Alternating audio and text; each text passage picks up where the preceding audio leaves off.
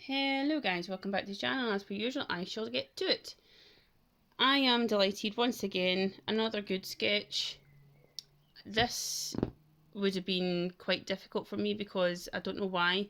Maybe about a week ago to 2 weeks ago, I remember saying I wasn't able to get the close-ups on faces. The proportions were all wrong, the eyes were far too big and everything. So the fact that this has came along massively in the past week, I am utterly delighted. So I applied geometric and observational methods along with the good speed, creating a feedback loop, and this allows me to analyse where I went wrong, where I went right, what I would do next time, and how I would improve for the next sketch and how I'd go about the next sketch as well.